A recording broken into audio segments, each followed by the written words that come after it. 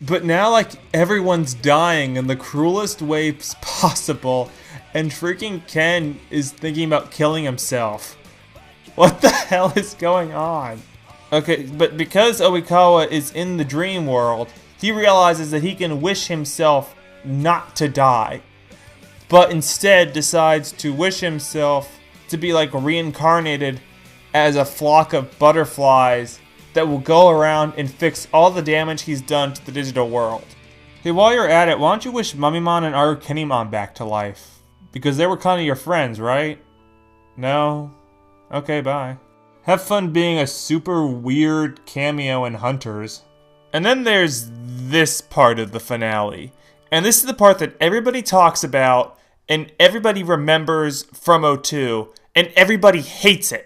You see, remember how Adventure ended with kind of a bittersweet ending? You know, that ending that, probably brought some kids to tears because they say goodbye to their Digimon partners, and, it's sad because they'll never see each other again. At least as far as we knew from how Adventure ended, not counting O2. So, O2 wants to end on a bit more of an upbeat note after Oikawa's death.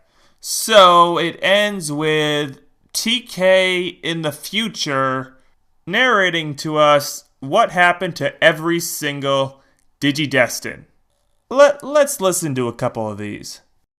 Tai and Agumon are diplomats dealing with relations between the real and digital worlds. Wow, cool! Wait a minute! The fuck? Sora and Biomon are fashion designers. The fuck? Yoli and Ken are married with children, and Ken and Stingmon are detectives. Seriously, you guys?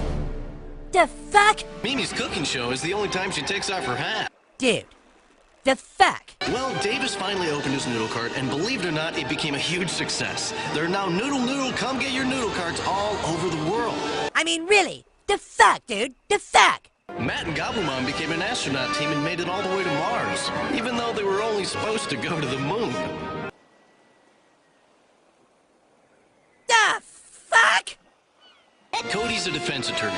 He's bought 100 briefcases because Armadillomon keeps sitting on them. Good for you, son. If there's one thing America needs, it's more lawyers. This is just pathetic. And most of these just seem either random or don't really work for the characters. Because for most of the kids, they didn't set up like a future career for them. They're just kids. The only two that had like a semblance of a career path were Izzy and Joe. Because Izzy obviously would do something with computers and Joe wanted to be a doctor. And guess what? We're told that Izzy got a career doing something with computers and Joe got a career being a doctor. And at the last second of this show, they gave Davis a career path saying that he wanted to like push a noodle cart for a living. And then they turned that into he is now rich and famous worldwide for pushing a noodle cart. That's where his little backstory gets really like out of place and stupid. If it was just Davis pushes a noodle cart in Tokyo and has a kid and he's really happy, that would have, been a backstory that would have been really realistic and less stupid. But because O2's trying to make like the ultimate happy ending for all these characters, they have to make them all really rich and famous somehow. And stuff like Sora being a fashion designer, I don't remember Sora ever giving a real interest in designing clothes or anything like that. That would seem more geared towards Mimi. But for some reason, Mimi now has all of a sudden a passion for cooking, even though that was never like foreshadowed in the show at all. I never remember her cooking anything. In fact, what I do remember her doing was singing. But no, cooking is all of a sudden her passion because the show said so, and also because apparently there were events in her life that made her fall in love with cooking that we didn't see because this just jumps ahead 10 or 20 years. This is stupid. Okay, and then Tai becomes an ambassador at the UN for the digital world. That's just... How can the digital world even join the United Nations when it doesn't even have a structure of a government? It is literally just wild, untamed wilderness. How do you have an ambassador to or from that? And this doesn't fit Tai's rebellious kind of nature to have him like a bureaucrat. Ken and Yoli getting married. I'll talk about that a little later, but Yoli was like now a stay-at-home mom, even though she was like one of the most energetic and independent women in the group. And Ken's out as a detective because it was the coolest profession they could think of to give him. Kari becoming a teacher, I guess, is fine for her character. Although I personally pictured her doing something with photography because it was shown that that's like a hobby of hers.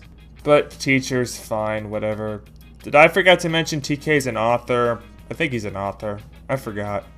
Then you got Cody being a defense attorney. I know that there was a thing to make Cody more sympathetic to villains, like that was his arc during this whole show. But him becoming a defense attorney, I think, is a major stretch. Especially seeing how his dad, who was, you know, a cop, was, well, kind of murdered. I just can't picture him making, like, a decision to make his career trying to keep possible criminals and possible cop killers out of jail. I kind of pictured him more like, well, being a cop, following his dad's footprints. You know, so he could try to protect people from criminals, and not being a prosecutor where he's actively trying to lock people up, but, you know, cops are just there to try to protect citizens. Which is something I think Cody would kind of want to do more than, you know, try to keep people out of jail. This doesn't seem like a logical step in his life. I'll put it that way. And then we've got Matt, who became an astronaut and apparently was so good. He was supposed to only go to the moon, but because he's just so awesome, you know, he was able to fly to Mars. Because, you know, the Mars and the moon are so close that you can just fly to one to the other. And, you know, who cares if you went to Mars with the amount of fuel it would take to go to the moon? You probably wouldn't have enough fuel to get back. You'd probably just be stranded on Mars for the rest of your life. Good going, asshole.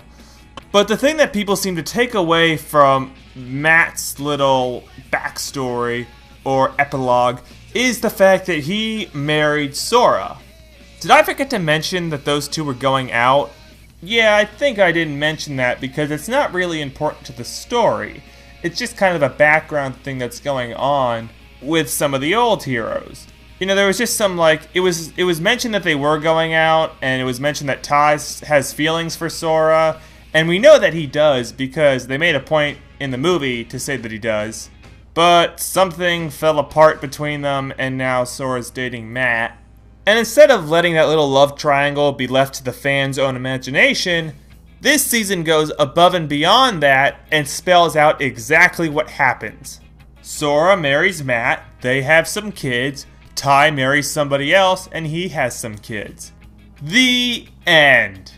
And that's the problem I think a lot of people have with this, like, ending, is it's so final and doesn't leave anything up to the imagination.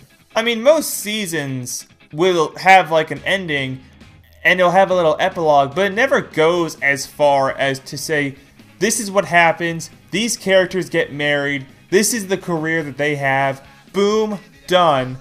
Because a lot of fans interpret different characters in different ways. And it is fun to kind of play around and think about, okay, what do I think this character will do in the future?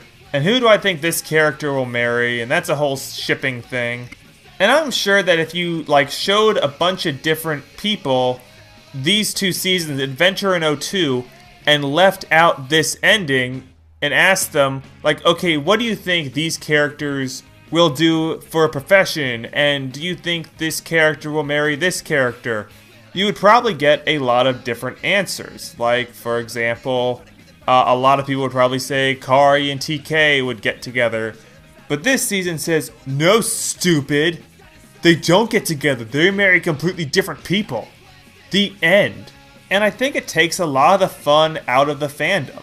I mean, you can still play around with these characters and come up with, like, different shipping ideas or stuff like that, but you're still going against, like, the will and intention of the writer. And this ending is just so unnecessary. I can't get over just how out of the way they had to go to make this ending. I mean, they could have just fast forwarded like a year or two and see how the world has changed after '02, with Digimon being like a more open and accepted world on Earth. And, we'd see like how the characters are and what they're doing. Like a year later, they'd probably all still be in school. But we'd get a little like epilogue about them, but without setting up their whole life for us and allowing us to kind of think about it. And after kind of giving some thought about what this ending kind of feels like, to me it feels like the show just saying, we no longer want to expand or explore this universe. It's over. We've gone as far as we can with these characters. The world is just done. When we make a new season, it will not take place in this universe. It will take place in a completely different universe. That's the kind of message I think this ending is sending. It's just a message that says, we are done here, move on. Speaking of moving on, let's get to final thoughts because I'm tired.